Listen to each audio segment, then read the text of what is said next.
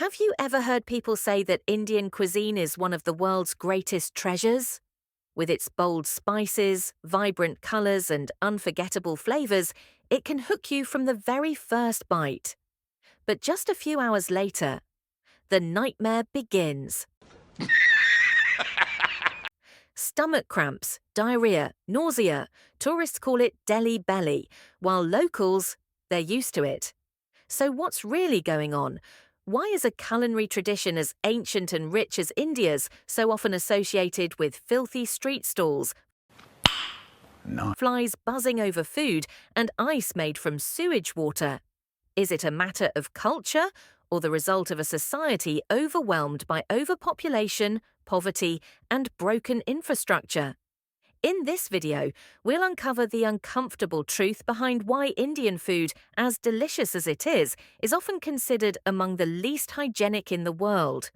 You'll discover what's hiding behind those tempting curries, and why this isn't just about food. It's a struggle between tradition, inequality, and a system pushed to the brink. And, of course, if you want to taste Indian food in its most authentic form, there's no better place than the streets.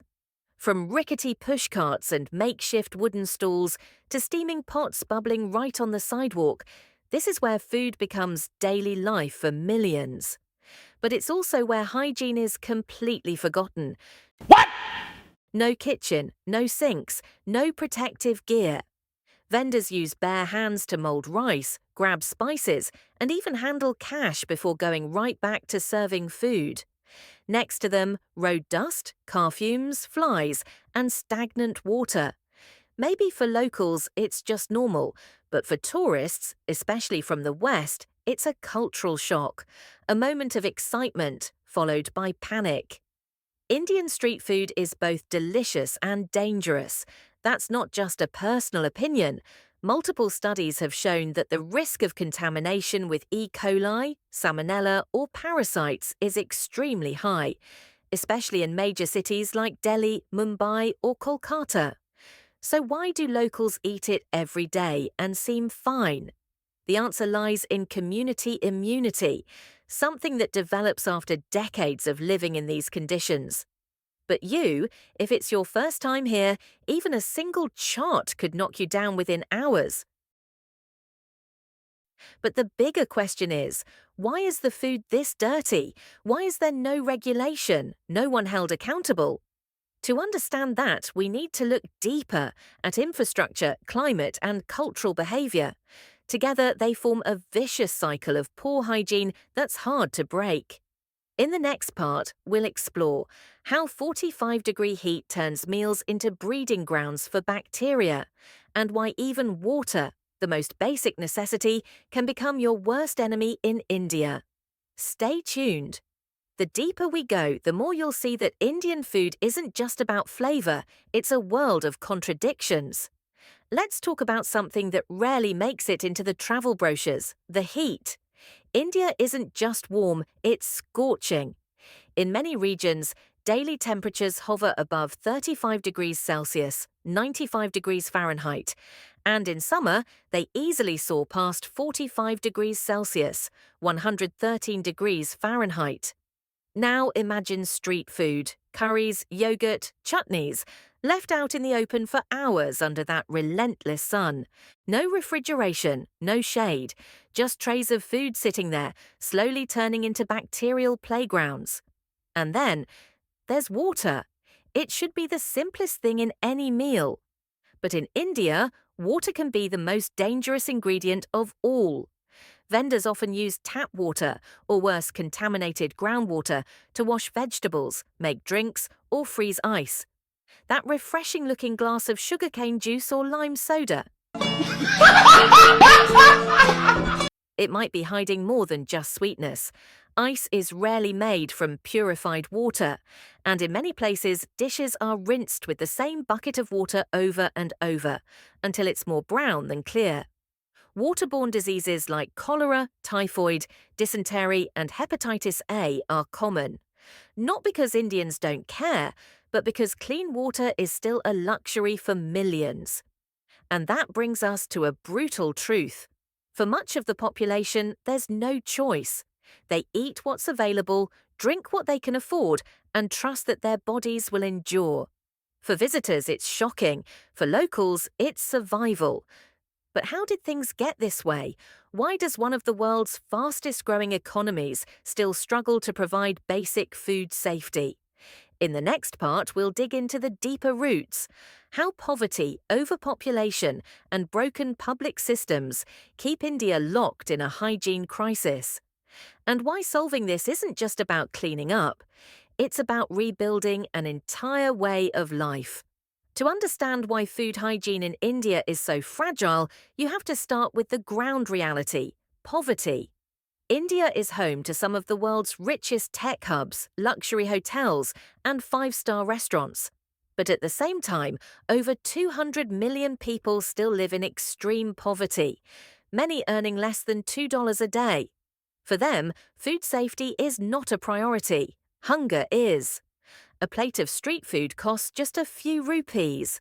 Clean kitchens, filtered water, and fresh oil. Those are luxuries for people who can afford to worry.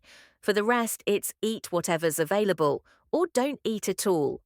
And the sellers, they're not villains. Most of them are struggling to survive too, working 14-hour days in the sun just to feed their families. They cut corners, reuse oil, skip refrigeration, not because they're careless, but because they have no resources, no regulation, and no support. This is how poverty fuels poor hygiene, and poor hygiene, in turn, fuels illness, especially among children and the elderly. Families get sick, they miss work, they lose income, and the cycle starts all over again. Inequality makes it worse. In posh urban districts, you'll find gleaming supermarkets and imported organic produce. Just a few blocks away, in the slums, people share a single water tap and cook next to open drains. Two Indias, one country. And while governments do launch hygiene campaigns and public health drives, corruption and inefficiency often mean that real change never reaches the people who need it most. So the question isn't just, why is the food dirty? It's, why have we accepted this as normal? In the next part, we'll explore one of the most overlooked dangers in Indian food: the unchecked use of dirty oil, unsafe additives, and recycled ingredients. Hidden threats that even locals might not be aware of. What you're about to hear might change the way you look at your plate. What if we told you that the crispy samosa or the golden fried pakora you just ate might have been cooked in oil that's been reused dozens of times? In many Indian food stalls, especially the cheaper ones, oil isn't just reused once or twice, it's recycled until it turns black. Why? Because fresh oil is expensive. Vendors trying to make ends meet often stretch every drop until it's thick, sticky, and full of harmful compounds. And when oil is overheated and reused repeatedly, it releases dangerous chemicals like acrylamide and free radicals, both linked to cancer, heart disease, and other chronic illnesses. But the story doesn't end there. To make dishes look more appealing, some sellers turn to artificial food colouring, often industrial-grade dyes banned in many countries. Bright red chutney, fluorescent green syrup. They might be laced with textile dyes, lead-based pigments, or unapproved chemical powders. It's not always out of malice. Many small vendors don't even know these additives are harmful. They use what's available at the market, sold without regulation, and trusted because everyone else uses it too.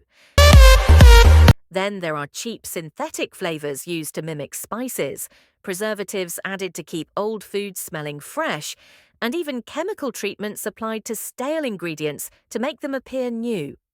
In short, even if a dish looks clean, smells good, and tastes great, it might still be a cocktail of toxins. For tourists, these ingredients can cause food poisoning, allergic reactions, or stomach distress. But for locals, who consume them daily over years, they can quietly erode long-term health, leading to a slow build-up of chronic disease. And remember, most of these practices happen without oversight, without labeling, and without consequence. Because in a country with over 1.4 billion people, regulation is a dream, enforcement is a luxury. So the next time you bite into a vibrant street snack, know this. You're not just tasting spice and culture, you're also tasting an entire system struggling to balance survival, tradition, and modern health. In the next part, we'll shift focus to something even more disturbing: the sacred river where millions bathe, and where food is washed, cooked, and even offered to the gods. A river worshipped by faith but choked by pollution. Yes, we're talking about the Ganges. There is no river more sacred in India than the Ganges. For millions, it's not just water, it's a living goddess, a divine force that cleanses sin and grants spiritual rebirth. Every morning, pilgrims gather on its banks. They bathe in its waters. They drink from it. They offer flowers, ashes, even food. To outsiders, it may seem beautiful, spiritual, even poetic. But beneath the surface lies a darker reality. Because the Ganges, for all its symbolic purity, is one of the most polluted rivers on Earth. Raw sewage from entire cities is dumped directly into the water. Industrial waste, from tanneries, chemical plants and factories, pours in through unregulated pipes. Garbage, plastic, animal carcasses, even human remains, all drift through the current. And yet, on those same shores, vendors wash vegetables, they clean utensils, they rinse rice and lentils before cooking. Some even fill pots with Ganges water to cook offerings for temples or meals for mass public feasts. Why?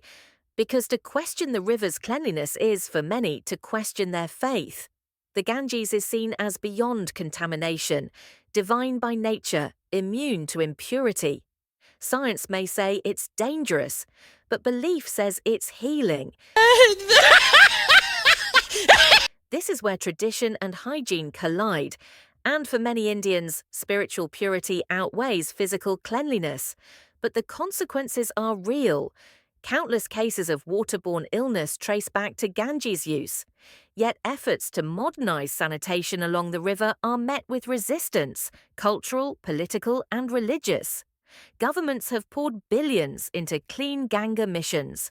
But without changing public behavior, infrastructure alone can't fix a belief system.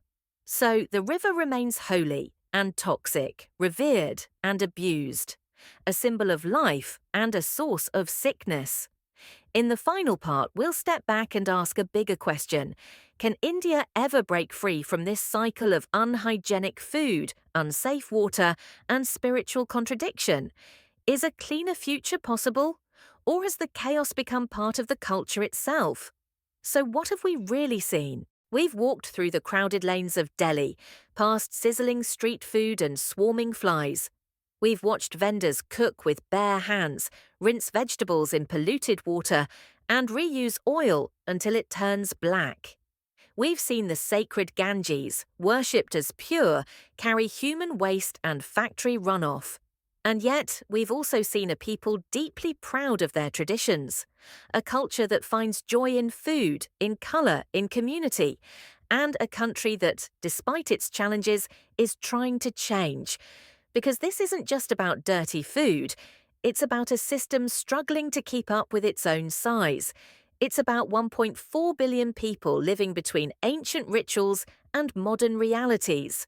And it's about the tension between survival and sanitation, between faith and fact.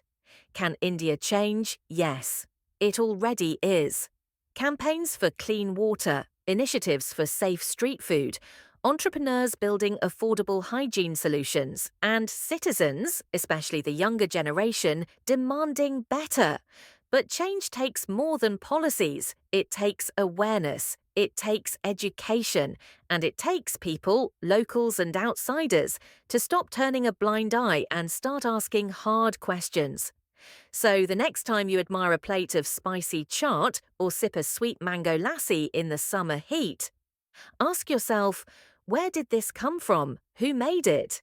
And what's the real cost of every bite? Because food is more than flavour. It's a window into how a nation lives, struggles and hopes. And if we care enough to look beyond the plate, we might just help shape a cleaner, healthier, and more honest future. Not just for India, but for all of us. If this video opened your eyes to something you've never thought about before, don't just click away. Share it. And if you found this story powerful, hit the like button, leave us a comment, and subscribe for more deep dives into the world's most overlooked food realities. Because the truth isn't always appetizing, but it needs to be told. Thanks for watching, and we'll see you in the next story.